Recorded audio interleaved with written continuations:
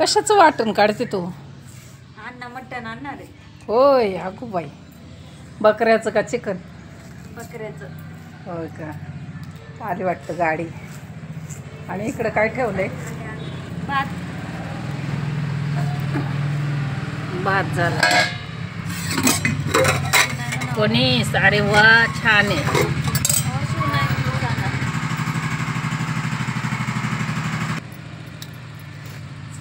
आता आज आहे बोलायचं मटण, बकऱ्याचं मटण त्याला आम्ही बोलायचं म्हणतो. तर ते वाटण काढते मस्त अशी ताजी ताजी कोथिंबीर घेऊ.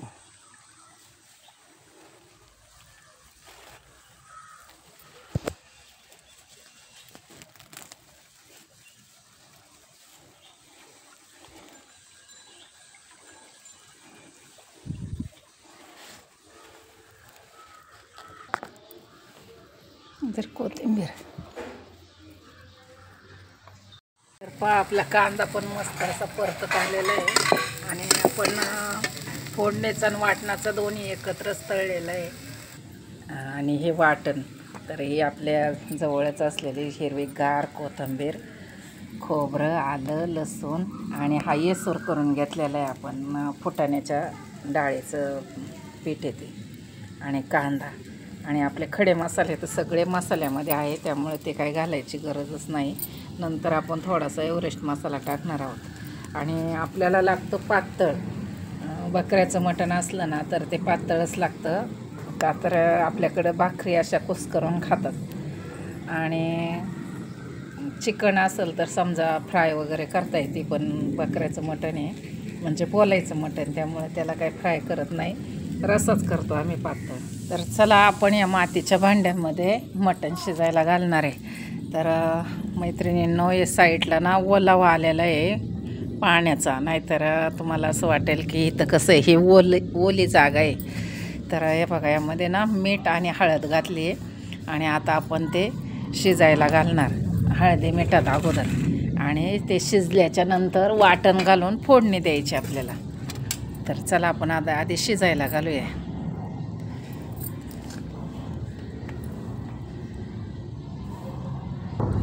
तर हा कांदा एकदम तळला होता वाटणाला आणि फोडणीला, कारण मातीच्या भांड्यात वेळ लागतो परतायला, म्हणून अगोदरच परतून ठेवलेला आहे आपण. तर आता यामध्ये तेल टाकून आपण हे हळद, मीठ, हिंग, कोथिंबीर टाकून ते परतून घेणार आहोत.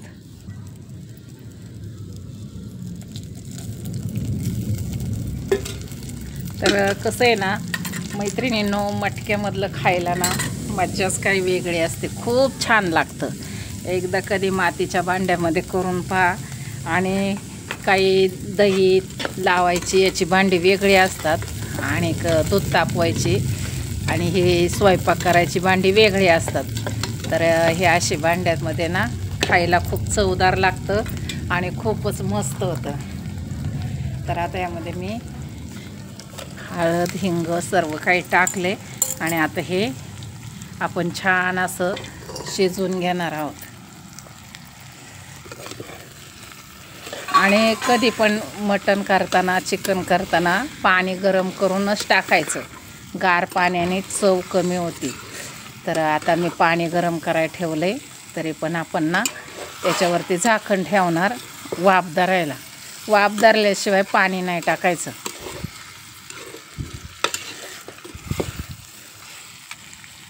आता यावरती आपण झाकण ठेवू थोडा वेळ. तर बघा, याने वाफ धरलेली आहे. आता मी झाकण बाजूला सारल्यामुळे ती गेली. वाफ धरल्याच्या नंतरच हे गरम पाणी आपण त्यामध्ये टाकणार आहोत.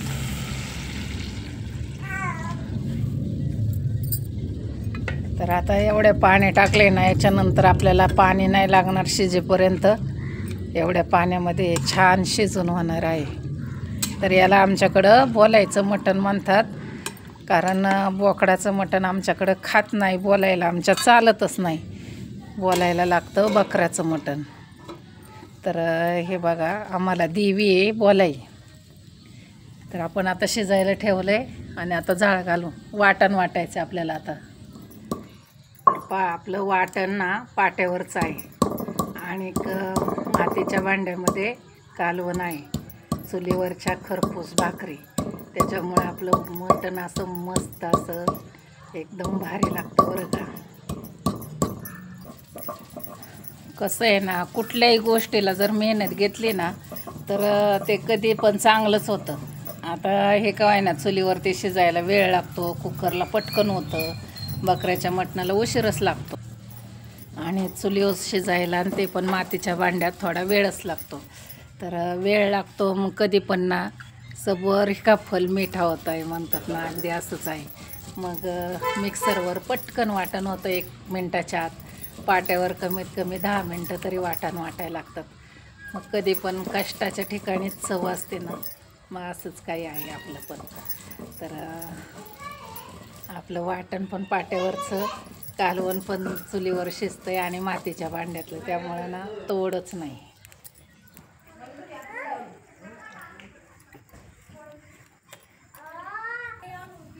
मस्त असा जाळ लागलेला आहे आणि बघा अजून काही शिजलेलं दिसत नाही, कारण त्याच्या ह्याच्यावरती समजत असतं, वासावरती ते घट्ट पाणी उतरण्यावरती अजून आपल्याला अजून 10 मिनटं तरी वेळ लागेल. चला आता बघा अंधार पडला, आपण शिजायला घातलं तेव्हा किती हे होतं आणि पाणी पण किती आटले. चुलीवरती शिजल्यावरती एवढं पाणी आटतं, कुकरला आटतं का कधी एवढं नाही ना, तर आपल्याला त्यात थोडंसं पाणी ओतायला पाहिजे ना अजून. हे गरम पाणी मगाशी ठेवलेलं, पण आता ते थोडंसं गार झालं आहे, पण काही हरकत नाही, पण ते गरम तर होतं. आता याला थोडीशी उकळी आली ना की आपण याला फोडणी देऊन घेऊ आणि मग नंतर याच्यावरतीच अगदी मस्त अशा खरपूस भाकरी. तर बघा आता आपण ना हे उतरून घेऊया खाली आणि पहा खाली उतरले तरी इतक्या छान उकळ्या चालल्यात ना, आणि आपण या कढईमध्ये फोडणी देऊ आणि नंतर मग त्याच्यामध्ये वतता येईल. तर बघा किती मस्त अशा उकळ्या चाललेल्या आहेत मातीच्या भांड्यात ना, खूप छान असं. आता काय सांगू मी तुम्हाला, लईच भारी लागतं हो.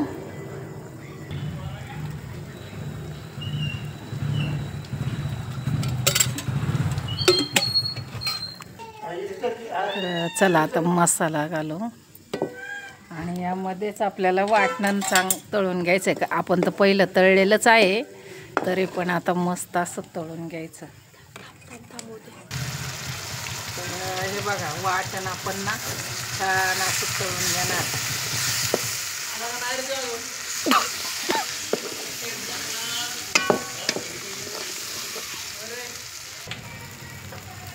तर यामध्ये ना खाऱ्या पाण्याचा रस्सा आहे ना, हाच टाकायचा थोडासा आणि छान असं शिजवून घ्यायचं मस्त.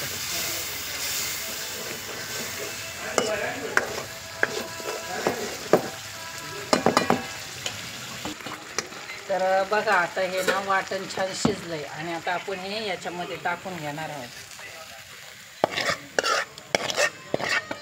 आणि आपल्याला लागेल तेवढाच रस्सा करायचा आपल्याला.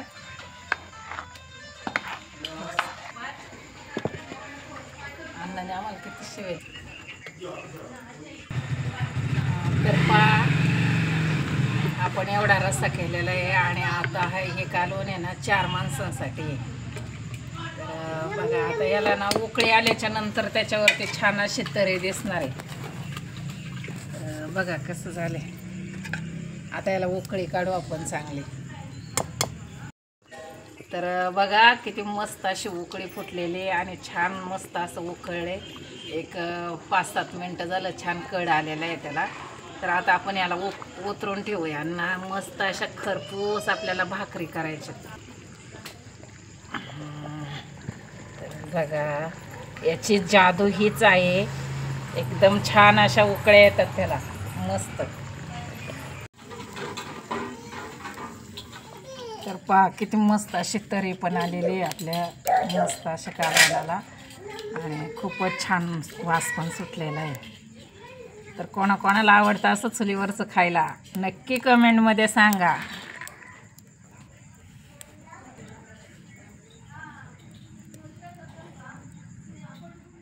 तर सुनबाईने घेतल्यात भाकरी करायला आणि सुनबाई खूप छान भाकरी करते बरं का, अगदी तवा भरून आणि पातळ मस्त कडक. तर व्हिडिओ आवडल्यास लाईक सबस्क्राईब करा आणि शेवटपर्यंत पाहिल्याबद्दल खूप खूप सर्वांचे धन्यवाद. जेवायला तर या आमच्याबरोबर जेवायला.